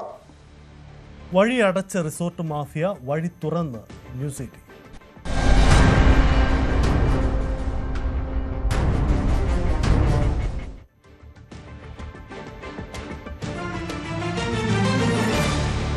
Alappuzha മാരാരിക്കുളത്ത് resort mafia പൊതുജനങ്ങളുടെ വഴിമുട്ടിച്ച സംഭവത്തിൽ തിങ്കളാഴ്ച കമ്പനി അധികൃതരുമായി ചർച്ച നടക്കും. പഞ്ചായത്തിന്റെ അധ്യക്ഷതയിലാണ് യോഗം ചേരുക. ന്യൂസ് 18 വാർത്തയ്ക്ക് പിന്നാലെ ജനപ്രതിനിധികൾ പ്രദേശം സന്ദർശിച്ചു. 3 മീറ്റർ വീതിയിൽ റോഡും അടിസ്ഥാന സൗകര്യങ്ങളും ഉടൻ നിർമ്മിക്കുമെന്ന് മാരാരിക്കുളം ജില്ലാ പഞ്ചായത്ത് അംഗം R. റിയാസ് ന്യൂസ് 18ന്റെ സാന്നിധ്യത്തിൽ ജനങ്ങൾക്ക് ഉറപ്പു നൽകി. നമ്മളിപ്പോൾ കഴിഞ്ഞ ദിവസങ്ങളൊക്കെ തന്നെ ന്യൂസ് 18 റിപ്പോർട്ട് ചെയ്ത മാരാരിക്കുളം തെക്ക് പഞ്ചായത്തിലെ 24ാം വാർഡിലാണ് ഉള്ളത്. ഇവിടെയാണ് 25 ഏക്കറോളം ഭൂമി റിസോർട്ട് കൈയടക്കിയതിനെ തുടർന്ന് ഇവിടെയുള്ള അടിസ്ഥാനപരമായ വികസനങ്ങൾ പോലും നടപ്പിലാക്കാൻ കഴിയാതെ വഴിയടക്കം ഇവിടെയുള്ള നാട്ടുകാർക്ക് നഷ്ടപ്പെട്ടത്. കഴിഞ്ഞ ദിവസങ്ങളിലൊക്കെ തന്നെ ആ ഒരു ഭീകരതയുടെ ചിത്രം ന്യൂസ് 18 പുറത്തുവിട്ടിരുന്നു. ഇപ്പോൾ ആ സംഭവങ്ങളെ തുടർന്ന് മുഖ്യമന്ത്രിയുടെ ഓഫീസ് അന്വേഷണത്തിന് ഉത്തരവിട്ടിട്ടുണ്ട്. ഒപ്പം LSGDയുടെ ഡയറക്ടർ തന്നെ അത് അന്വേഷിക്കും എന്നുള്ളതാണ് അദ്ദേഹത്തിന്റെ ഓഫീസ് അറിയിച്ചിട്ടുള്ളത്. ഇപ്പോൾ ജനപ്രതിനിധികൾ ആലപ്പുഴ ജില്ലയിലെ തന്നെ ഈ ഡിവിഷന്റെ മാരാരിക്കുളം ഡിവിഷന്റെ ജില്ലാ പഞ്ചായത്ത് അംഗം R. റിയാസും ഒപ്പം ബ്ലോക്ക്, വാർഡ് മെമ്പർമാർ അടക്കമുള്ള ആളുകൾ ഇവിടെ ജനപ്രതിനിധികളുമായി കൂടിക്കാഴ്ച നടത്തുകയാണ്. ഒപ്പം തന്നെ ഈ കമ്പനി ഉടമകളുമായി അവർ സംസാരിക്കുകയും ചെയ്തിട്ടുണ്ട്. ഇത് കുറേ കാലമായി നിലനിൽക്കുന്നൊരു വിഷയമാണ്. ഇത് ഇപ്പോൾ മതിൽ കെട്ടി തുടങ്ങിയപ്പോൾ അതൊരു മൂർധന്യാവസ്ഥയിലേക്ക് എത്തിയിരിക്കുന്നു. ആളുകൾ പരിഭ്രാന്തരായി തുടങ്ങിയിരിക്കുകയാണ്. അവരുടെ വഴി പൂർണ്ണമായി തടസ്സപ്പെടുന്ന കുട്ടികളുണ്ട്, ഈ നടക്കാൻ പറ്റാത്ത ഈ സ്ത്രീകളടക്കമുള്ള ആളുകളൊക്കെ ഉള്ള സ്ഥലമാണ്. എങ്ങനെയാണ് ഇത് സോൾവ് ചെയ്യാനായി ഉദ്ദേശിക്കുന്നത്? ഇതിനകത്തുള്ള പ്രധാനപ്പെട്ട കാര്യം, നമ്മൾ ഏത് വികസന പ്രവർത്തനവും വ്യവസായവും വരുന്നതിനൊന്നും നമ്മൾ നാട്ടുകാരും പൊതുജനപ്രതിനിധികളാരും അതിനൊന്നും എതിരല്ല. പക്ഷെ പ്രദേശത്തെ ജനങ്ങൾക്ക് ഉപദ്രവമില്ലാതെ അവരുടെ സഞ്ചാര സ്വാതന്ത്ര്യവും മറ്റ് സൗകര്യങ്ങളും ഒന്നും തടസ്സപ്പെടുത്താതെ ഉള്ള സംവിധാനമായിരിക്കണം വരേണ്ടതെന്നുള്ള അഭിപ്രായമാണ് ഞങ്ങൾക്കുള്ളത്. അതിൻ്റെ ഭാഗമായി ഇപ്പോൾ പടിഞ്ഞാറ് ഇത് ഇവരുടെ എല്ലാം ചെറിയ പ്രായത്തിൽ മുതൽ നടന്നു പോകുന്ന വഴിയാണിത്, അല്ലേ? നടന്നു പോകുന്ന വഴിയാണ്. ആ വഴി 3 മീറ്റർ റോഡാക്കി മാറ്റണം. അതിന് 3 മീറ്റർ അവർ തരേണ്ട, തുടക്കത്തിൽ മാത്രം തന്നാൽ മതി. ബാക്കി 1.5 മീറ്റർ ഇവിടുത്തെ ജനങ്ങളാണ് ബാക്കി 1.5 മീറ്റർ തരുന്നത്, അല്ലേ? 1.5 മീറ്റർ പ്രദേശത്തെ ജനങ്ങൾ തരും. ആ ജനങ്ങൾ തരുന്നതിനോട് സഹകരിക്കണം. ഈ പ്രദേശത്തെ ജനങ്ങൾ ഇത്രയും കുടുംബങ്ങൾ ഇവർ പറഞ്ഞ ബുദ്ധിമുട്ടൊക്കെ കേട്ടില്ലേ? ആശുപത്രിയിൽ പോകാൻ, സ്കൂളിൽ പോകാൻ, അംഗനവാടിയിൽ പോകാൻ, പള്ളിയിൽ പോകാൻ, മരിപ്പ് വന്നാൽ എല്ലാം പ്രതിസന്ധിയാണ്. അപ്പം നമ്മുടെ പോലെയുള്ളൊരു പ്രദേശത്ത് ഇത്തരത്തിലൊരു ബുദ്ധിമുട്ടുണ്ടാകാൻ പാടില്ല. ഇപ്പോൾ ഞങ്ങൾ ഇവിടെ വന്നതിന് ശേഷം അവരുമായി ബന്ധപ്പെട്ടു. മെമ്പർ നേരത്തെ അവരുമായി ബന്ധപ്പെട്ട് ഈ കാര്യത്തെ സംബന്ധിച്ച് സംസാരിച്ച് വഴി തരാമെന്ന് പറയുന്നതല്ലാതെ അവർ തന്നിട്ടില്ല. അപ്പോൾ തിങ്കളാഴ്ച അല്ലെങ്കിൽ ചൊവ്വാഴ്ച പഞ്ചായത്തിൽ ഇതിനെ സംബന്ധിച്ച് ചർച്ചയ്ക്ക് വിളിച്ച് അവിടെ തീരുമാനമാക്കി ആ തീരുമാനത്തിൻ്റെ അടിസ്ഥാനത്തിൽ ഇവിടെ വന്നത് നടപ്പിലാക്കണം എന്നാണ് ഞങ്ങളിപ്പോൾ ആലോചിച്ചിട്ടുള്ളത്. അങ്ങനെ തീരുമാനമാക്കാൻ കഴിയുമെന്നാണ് ഞങ്ങൾ പ്രതീക്ഷിക്കുന്നത്. കമ്പനി അധികൃതരുമായി ബന്ധപ്പെട്ടോ? കമ്പനി അധികൃതരുമായി ചർച്ചയിൽ പങ്കെടുക്കാമെന്ന് പറയും. ചർച്ചയിൽ പങ്കെടുക്കാം. ഒരു കാര്യം അടിവരയിട്ട് പറയുന്നു, വഴി കിട്ടുന്നത് വരെയാണ് ഇടപെടൽ. വഴി കിട്ടുന്നത് വരെ എപ്പോഴാണോ വഴി കിട്ടുന്നത് വരെയാണ് ഇതിനകത്ത് ഞങ്ങൾ സ്ഥിരമായി നിരന്തരമായ ഇടപെടലുണ്ടാകുന്നത്. അത് ഈ ജനങ്ങളോടൊപ്പമാണ്. ജനങ്ങൾക്ക് പുറത്തോട്ട് പോകണ്ടേ, അവർക്ക് ജീവിക്കണ്ടേ, അവരുടെ പ്രാഥമിക കാര്യങ്ങൾ നടക്കണ്ടേ, ബേസിക് കാര്യങ്ങൾ നടക്കണ്ടേ. അപ്പോൾ ഇതെല്ലാം നടക്കാൻ വേണ്ടിയിട്ടാണ് നാട്ടിൽ ജനപ്രതിനിധികളും സംവിധാനങ്ങളും ഒക്കെ ഉള്ളത്. അപ്പോൾ അവർ ആവശ്യപ്പെട്ട പ്രകാരമാണ് ഞങ്ങൾ അടിയന്തരമായി അതിനകത്ത് ഇടപെട്ടിട്ടുണ്ട്. നേരത്തെ മുതൽ ബന്ധപ്പെട്ടുകൊണ്ടിരിക്കുന്ന വിഷയമാണ്. ഞാനൊക്കെ പുതുതായിട്ട് ഇവിടെ ഡിവിഷൻ മെമ്പറായി വന്നിട്ടുള്ളതാണ്. അപ്പോൾ ഞങ്ങളെല്ലാം ഇപ്പോൾ അടിയന്തരമായി അവരുമായി ബന്ധപ്പെട്ടു ഈ വരുന്ന ആഴ്ച തിങ്കളാഴ്ചയോ ചൊവ്വാഴ്ചയോ ചർച്ച നടത്താമെന്നാണ് പറഞ്ഞിരിക്കുന്നത്. ഇവിടുത്തെ നാട്ടുകാരുടെയും ഇവിടുത്തെ ജനപ്രതിനിധികളുടെയും പഞ്ചായത്തിൻ്റെ അവരുടെ എല്ലാ സാന്നിധ്യത്തിൽ അവരുമായി ചർച്ച ചെയ്ത് സ്യൂട്ടബിൾ ആയിട്ടുള്ള ജനങ്ങൾ അംഗീകരിക്കുന്ന ഒരു തീരുമാനത്തിൽ എത്താൻ കഴിയുമെന്നാണ് പ്രതീക്ഷ. അറിയാം, താങ്കൾക്ക് ബോധ്യപ്പെട്ടോ? കാരണം നമ്മളൊരു അംഗനവാടി കെട്ടിടം കണ്ടു, നമ്മൾ ഇങ്ങോട്ട് കടന്നു വന്ന വഴികൾ കണ്ടു, അതായത് പോസ്റ്റ് തൂണുകൾ ഇട്ടിട്ടുള്ള ഈ കാലഘട്ടത്തിലാണ് നമ്മൾ ഇത്തരം വഴികളിലൂടെ കടന്ന് ഇത്രയധികം ജനങ്ങൾക്കിടയിലേക്ക് നമ്മൾ എത്തുന്നത്. അപ്പോൾ ഇവരുടെ ഒരു സാഹചര്യം, ഇവർ ഉന്നയിക്കുന്ന ആരോപണങ്ങൾ ശരിയാണെന്ന് താങ്കൾക്ക് ബോധ്യപ്പെട്ടിട്ടുണ്ട്? ഇത് ശരി, സ്വാഭാവികമായിട്ടും ശരിയല്ല. ഇവിടെ നേരത്തെ ഒരുപാട് താമസക്കാരുണ്ട്. അതിന്റെ അവശിഷ്ടങ്ങളാണ് ഈ കാണുന്ന വീടുകളെല്ലാം. നേരത്തെ ഒരുപാട് കിടക്കുവാണ്, ഇത്ര കാട് പിടിച്ച് കിടക്കുന്ന ഈ വഴിയിലൂടെയാണ് ഇത്രയധികം ജനങ്ങൾ വരുന്നത്. നേരത്തെ ഇത് കാട് പിടിച്ച് കിടന്നതല്ല, ഇവർ വാങ്ങിച്ചതിന് ശേഷം കാട് പിടിച്ചതാണ്. നേരത്തെ കാട് പിടിച്ചതല്ല. ഒരു പ്രോപ്പർട്ടി, എല്ലാവരും വലിയ പ്രോപ്പർട്ടി വാങ്ങിക്കുമ്പോൾ സ്വാഭാവികമായിട്ടുണ്ടാകുന്ന ചില പ്രതിഭാസമാണ്. ആളുകളുടെ കൈവശം ഇരിക്കുന്ന, പ്രദേശവാസികളുടെ കൈവശം ഇരിക്കുന്ന ഒരു സ്ഥലത്തും കാട് പിടിച്ചിട്ടില്ല. അവരെല്ലാം വൃത്തിയായി സൂക്ഷിക്കുന്നുണ്ട്. പക്ഷേ ഈ കുട്ടികളടക്കം കടന്നു വരുന്നത് ഈ വഴിയിൽ. അവർ പറഞ്ഞ പ്രശ്നങ്ങളുണ്ട്. സ്കൂളിൽ പോകണം, എഴുജന്തുക്കളുടെ പ്രശ്നമുണ്ട്. ഈ പാലം കയറി റോഡ്, ഈ കൺസെന്റ് കിട്ടിയാലേ ഞങ്ങൾക്ക് റോഡ് ഇടാൻ പറ്റത്തുള്ളൂ. റോഡ് ഇട്ടാലേ പാലം റെഡിയാക്കാൻ പറ്റത്തുള്ളൂ. പാലം റെഡിയാക്കിയാലേ ഇവർ പറയുന്ന പോലെ ഒരു ആശുപത്രി കേസ്, ഒരു വണ്ടി വരണം, ഒരു വീടുകളിലേക്ക് ചടങ്ങിനൊരാൾ പുറത്തു നിന്ന് വരണമെങ്കിലും ഒക്കെ ഈ പറഞ്ഞ റോഡിന്റെ ആവശ്യമുണ്ട്. രാവിലെ പള്ളിയിൽ പോണവരാണ് ഇവരെല്ലാം. പള്ളിയിൽ പോണവരാണ്, പൊള്ളയത്തെ പള്ളിയല്ലേ എല്ലാവരും പോകണം. തിങ്കളാഴ്ചയോടെ അത്തരം ചൊവ്വാഴ്ചയോ 2 ദിവസം ഏതെങ്കിലും ഒരു ദിവസം, നാളെ രാവിലെ ഏത് ദിവസമാണെന്ന് തീരുമാനിക്കും. എന്തായാലും വഴി എന്നുള്ള കാര്യത്തിനകത്ത് വിട്ടുവീഴ്ചയ്ക്കില്ല. വഴി ഇട്ട് കൊടുക്കും, അതിനകത്ത് തർക്കമൊന്നും വേണ്ട. അതെ, അതായത് ഗതാഗത യോഗ്യമായ ഒരു വഴി തന്നെ ഈ നാട്ടുകാർ 3 മീറ്റർ വഴി. ഞങ്ങൾക്ക് വഴി കിട്ടുന്നവരെ ഞങ്ങൾ ജനപ്രതിനിധികൾ എല്ലാവരും ജനങ്ങളോടൊപ്പം തന്നെ ഉണ്ടാവും, അത് തർക്കമില്ല. അതാണിത്. ഇപ്പോ ഇങ്ങനെയാണ് പറഞ്ഞിരിക്കുന്നത്. അതായത് നിങ്ങളുടെ ഒരു ദുരവസ്ഥ മനസ്സിലായിട്ടുണ്ട് എന്ന് തന്നെയാണ് അവർ വ്യക്തമാക്കുന്നത്. നേരത്തെ തന്നെ ഇടപെടൽ നടത്തിയിരുന്നു. ഇപ്പോൾ ഉദ്യോഗസ്ഥരും ഈ കമ്പനിയുടെ ഉദ്യോഗസ്ഥരുമായി ബന്ധപ്പെട്ടെന്ന് പറയുന്നത്. വിശ്വസിക്കുന്നുണ്ടോ കാര്യങ്ങൾ നടക്കുമെന്ന്? വിശ്വസിക്കുന്നുണ്ട്. പക്ഷെ ഞങ്ങളുടെ ആ സങ്കടം നിങ്ങൾ തീർത്തു തന്നാൽ മതി, അത്രേ ഉള്ളൂ ഞങ്ങൾക്ക്. അതെ, ഇപ്പൊ വെള്ളം നിറയുമ്പോഴത്തേക്ക് ഇതിന്റെ അങ്ങേയറ്റത്തെ തല ഇങ്ങേറ്റ പാലത്തിന്റെ നമുക്ക് കാണാനൊക്കെ അത്രയും വെള്ളമായിരിക്കും ഇവിടെ. നമ്മൾ കുഞ്ഞുങ്ങൾ ഉൾപ്പെടെ പോകുന്ന വഴിയാണ്, മനസ്സിലായ? അതൊക്കെ ഒരു ദയനീയാവസ്ഥ. പിന്നെ എന്തായാലും നമുക്ക് തിങ്കളാഴ്ച വരെ കാക്കാം അല്ലേ? അല്ല, ഇത്രയും നാള് കാത്തു. ഇനി തിങ്കളാഴ്ച അവരോട് ചർച്ച ഉണ്ടാവും. നിങ്ങൾ എവിടെ ആവശ്യപ്പെടുന്ന അവിടെ ഞങ്ങൾ വരും. അഥവാ ഇത്തരം കാര്യങ്ങൾ നടന്നില്ലെങ്കിൽ നിങ്ങൾ ജനങ്ങൾ എന്തായിരിക്കും നിങ്ങളുടെ ഒരു പ്രതികരണം? കൂടേണ്ട പാർട്ടി കൂടിയിരിക്കും. വഴിയിടും. കൂടേണ്ട പാർട്ടി കൂടിയിട്ട് കാര്യമില്ല, വഴിയിടും. അവിടെ ഞങ്ങൾ വന്നിരിക്കും. അതാണ് ഞങ്ങളുടെ ആവശ്യമാണ്, ഞങ്ങളുടെ ആവശ്യം. ഞങ്ങളുടെ ആവശ്യം. വഴി ഉണ്ടാക്കാനുള്ള സംവിധാനം ഉണ്ടാക്കും. നമ്മൾ അങ്ങോട്ട് പോകുമ്പോഴത്തേക്ക് അതാണ് അവർ പറയുന്നത്. അതായത് നമ്മൾ ഈ ദൃശ്യങ്ങൾ കാണുന്ന കുട്ടികൾ ഉൾപ്പെടെ കടന്നു വന്നിരുന്ന പാലവും വഴികളും ഒക്കെയാണ്. അവിടെ അക്കാര്യത്തിനകത്തൊരു തീരുമാനം ആക്കും എന്നുള്ളത് തന്നെയാണ് ഇപ്പോൾ ജനപ്രതിനിധികൾ മൂന്ന് വാർഡിനെ പ്രതിനിധാനം ചെയ്യുന്നവരുണ്ട്. ഒപ്പം തന്നെ ഈ ഡിവിഷൻ, ബ്ലോക്ക് ഡിവിഷനും ജില്ലാ പഞ്ചായത്ത് ഡിവിഷനെയും പ്രതിനിധാനം ചെയ്യുന്ന 3 ജനപ്രതിനിധികളും ഒപ്പം തന്നെ മറ്റ് വാർഡ് മെമ്പർമാരും ഈ പ്രതിഷേധവുമായി രംഗത്ത് വന്നിട്ടുള്ള ആളുകളും ജനങ്ങളുമുണ്ട്. അവരുടെ സാന്നിധ്യത്തിലാണ് ഇത്തരം ഒരു ഉറപ്പ് ഉണ്ടായിരിക്കുന്നത്. എന്തായാലും നമ്മൾ ഈ കണ്ട നേരത്തെ തീരുമാനിച്ച ആ പാതയിലൂടെ 3 മീറ്റർ വഴി, ഗതാഗത യോഗ്യമായ 3 മീറ്റർ വഴി ഉറപ്പായും ഉണ്ടാകുമെന്നുള്ളതാണ്. അതിനുള്ള നടപടികൾ തുടക്കമെന്നോണം തിങ്കളാഴ്ച അത്തരമൊരു ചർച്ചയിലേക്ക് കടക്കും. ഒരുപക്ഷെ ഈ റിസോർട്ട് ഉടമകൾ വില്ലിംഗ് ആയില്ലെങ്കിൽ അവരെ അതിന് നിർബന്ധിതരാക്കുന്ന രീതിയിലേക്കുള്ള നടപടിക്രമങ്ങളിലേക്ക് പഞ്ചായത്ത് അടക്കം നീങ്ങുമെന്നുള്ളതാണ് ജനപ്രതിനിധികൾ വ്യക്തമാക്കിയിരിക്കുന്നത്. ആലപ്പുഴയിൽ നിന്നും ശരണ്യ സ്നേഹജൻ, ന്യൂസ് 18. ഇതേ വിഷയത്തിൽ CPIയും കടുത്ത നിലപാടിലാണ്. അവിടുത്തെ പ്രദേശത്തെ ജനങ്ങൾക്ക് റോഡ് കിട്ടുന്നതുവരെ ഒപ്പമുണ്ടാകുമെന്ന് PJ ആഞ്ചലോസ് പറഞ്ഞു. മാരായകുളം പഞ്ചായത്തിൽ പൊള്ളയത്തെ തീരദേശവുമായി ബന്ധപ്പെട്ട് താമസിക്കുന്ന 50ലധികം വരുന്ന മത്സ്യത്തൊഴിലാളി കുടുംബങ്ങൾ വലിയ പ്രതിസന്ധിയിലാണ്. അവർക്ക് തീരദേശ ഹൈവേയുമായി, തീരദേശ റോഡുമായി ബന്ധം സ്ഥാപിക്കുന്നതിനുള്ള മാർഗം അത് കെട്ടിയടച്ചുകൊണ്ട് റിസോർട്ട് മാഫിയയുടെ കയ്യേറ്റം നടക്കുകയാണ്. വലിയ തോതിൽ റിസോർട്ട് മാഫിയ ഭൂമി കൈവശപ്പെടുത്തുന്നുണ്ട്. ഇതിനിടയിൽ സ്ഥലം വിട്ടുകൊടുക്കാൻ തയ്യാറാകാത്ത മത്സ്യത്തൊഴിലാളികളുടെ വീടിന് ചുറ്റും കൂറ്റൻ മതിൽ കെട്ടുക, അവരെ ഒറ്റപ്പെടുത്തുക, ഇതാണ് പൊതുവെ പലയിടങ്ങളിലും തീരദേശത്ത് ഇത്തരം ആളുകൾ സ്വീകരിക്കുന്ന സമീപനം. ഈ മത്സ്യത്തൊഴിലാളികളുടെ കുടുംബങ്ങളുടെ അവരുടെ ജീവിതം, തീരദേശവുമായി ബന്ധപ്പെട്ട അവരുടെ ജീവിതം സംരക്ഷിക്കപ്പെടണം. അവർക്ക് തീരദേശ റോഡിലേക്ക് എത്തിച്ചേരാൻ വേണ്ടിയുള്ള മാർഗം ഉണ്ടാകണം. അത് കെട്ടിയടക്കുക എന്നുള്ള റിസോർട്ട് മാഫിയയുടെ സമീപനത്തിനോട് തീരദേശത്ത് ജനത ശക്തമായി പ്രതിഷേധിക്കുകയാണ്. അവരോടൊപ്പമാണ് ഞങ്ങൾ നിലകൊള്ളുന്നത്. അരനൂറ്റാണ്ടിലേറെയായുള്ള യാത്രാ ദുരിതത്തിന് പരിഹാരമായി കാസർഗോഡ് പയസ്സിനിപ്പുഴയിൽ ചൊട്ടാപ്പാലം യാഥാർത്ഥ്യമായി. പൊതുമ, ബേഡെടുക്ക, മൂളിയാർ ഗ്രാമപഞ്ചായത്തുകളെ ബന്ധിപ്പിക്കുന്ന പാലം 18.5 കോടി രൂപ ചെലവിട്ടാണ് നിർമ്മിച്ചത്. മലയോര മേഖലയിൽ വികസന കുതിപ്പായി മാറുകയാണ് കിഫ്ബിയിലൂടെ നിർമ്മിച്ച ചൊട്ടപ്പാലം.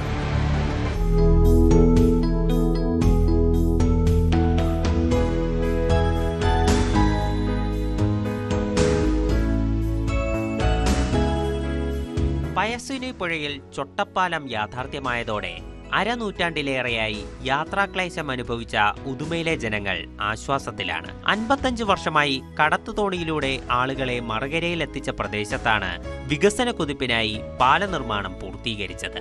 മലയോര ഗ്രാമപഞ്ചായത്തുകളായ മുളയാറിനെയും ബേഡെടുക്കയും ബന്ധിപ്പിക്കുന്ന പാലത്തിന്റെ നിർമ്മാണത്തിനായി 2023 തുടക്കമിട്ടത്. 138 മീറ്റർ നീളത്തിലും ഫുട്പാത്ത് ഉൾപ്പെടെ 12 മീറ്റർ വീതിയിലുമാണ് ചൊട്ടപ്പാലം നിർമ്മിച്ചിരിക്കുന്നത്. പാലത്തോട് ചേർന്ന് മുളിയാർ ഭാഗത്തേക്ക് 800 മീറ്ററിലും ബേഡെടുക്ക പ്രദേശത്തേക്ക് 1 കിലോമീറ്റർ ദൂരത്തിലും അപ്രോച്ച് റോഡ് നിർമ്മിച്ചു. ഇത് ബേഡെടുക്ക പഞ്ചായത്ത്, മുളിയാർ പഞ്ചായത്തുകളെ ബന്ധിപ്പിക്കുന്ന പാലം കൂടിയാണ്. ഈ നാട്ടിലെ ഒട്ടനവധി ജനങ്ങൾക്ക് വളരെ ഉപകാരപ്രദമാകുന്ന ഒരു പാലം കൂടിയാണ് ഈ പാലം. കുണ്ടംകുഴി, ദൊഡ്ഡുവയൽ, ബത്തക്കുമ്പിരി, തോണിക്കടവ്, അതുപോലുള്ള ഈ പ്രദേശങ്ങളിലൊക്കെ ജനങ്ങൾക്ക്, ചൊട്ട എന്നുള്ള പ്രദേശങ്ങളിലൊക്കെയുള്ള ജനങ്ങൾക്ക് വളരെ ഉപകാരപ്രദമാകുന്ന ഒരു പാലം കൂടിയാണ് ഈ പാലം. കാഞ്ഞങ്ങാട് നിന്ന് പെരിയ വഴി മൂന്നാംകട വഴി കുണ്ടംകുഴിയിൽ എത്തിച്ചേർന്നാൽ ഇരിയണ്ണിയിലേക്ക്, ചൊട്ടയിൽ നിന്ന് ഇരിയണ്ണിയിലേക്ക് കയറി കർണാടകയിലേക്ക് മംഗലാപുരം, സുള്ളിയ, അതുപോലെ തന്നെ പുത്തൂരൊക്കെ പോകുന്ന വളരെ എളുപ്പമായ വഴി ആണ് ഈ വഴി. ഇതുവരെ മറുകര എത്താനായി ജനങ്ങൾ ആശ്രയിച്ചിരുന്നത് കടത്തുതോണിയായിരുന്നു. ചൊട്ടാപ്പാലം കുണ്ടംകുഴിയിൽ നിന്ന് ഇരിയണ്ണിയിലേക്ക് പോകാനുള്ള നമ്മുടെ പയസ്സിനിപ്പുഴയിലെ പാലമാണ്. കുറേ കാലമായി ആ പാലം വേണമെന്ന് ഇരുകരയിലുമുള്ള ജനങ്ങളുടെ ആവശ്യമായിരുന്നു. അതിനുവേണ്ടി ഇൻവെസ്റ്റിഗേഷനൊക്കെ നടത്തി പൂർത്തീകരിച്ച് നേരത്തെ വെച്ചിരുന്നു.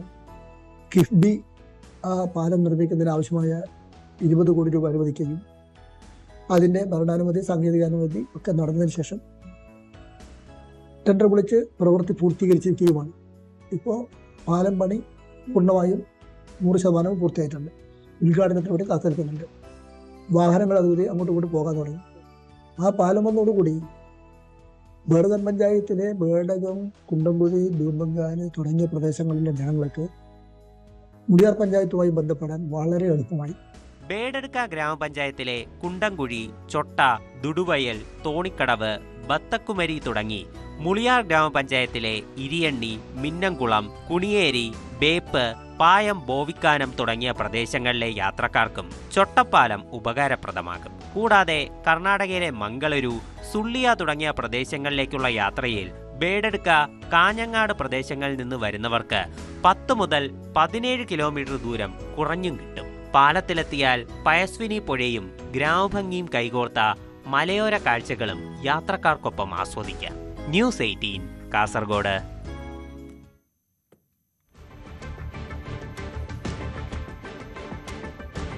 പതിനൊന്നാമത് സ്വാൻഡൻസ് കോർപ്പറേറ്റ് ക്രിക്കറ്റ് ടൂർണമെന്റിന് ആവേശകരമായ തുടക്കം. തൊടുപുഴ KCA ക്രിക്കറ്റ് സ്റ്റേഡിയത്തിൽ ടൂർണമെന്റിന്റെ നടനും നിർമ്മാതാവുമായ വിജയ് ബാബു മാർച്ച് 8 വരെ തൊടുപുഴ KCA സ്റ്റേഡിയത്തിലും കളമശ്ശേരി സെന്റ് പോൾസ് കോളേജ് ഗ്രൗണ്ടിലുമായി നടക്കുന്ന മത്സരങ്ങളിൽ 24 പ്രമുഖ കോർപ്പറേറ്റ് ടീമുകളാണ് കിരീടത്തിനായി പോരാടുന്നത്. വിജയ് ബാബുവാണ് മുഖ്യ sponsor.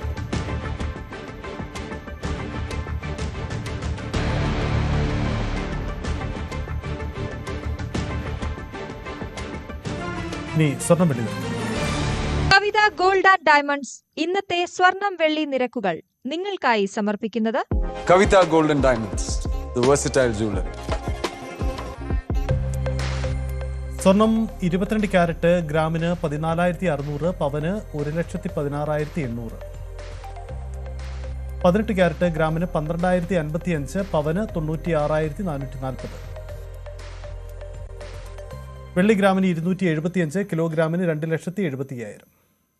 Kavitha gold and diamonds ഇന്നത്തെ സ്വർണം വെള്ളി നിരക്കുകൾ നിങ്ങൾക്കായി സമർപ്പിച്ചത് Kavitha gold and diamonds, the versatile jewellery. പൂർണ്ണമാവുന്നു. ഇനി പ്രൈം ഡിബേറ്റ് കാണാം. മഞ്ജുഷ് കുമാർ.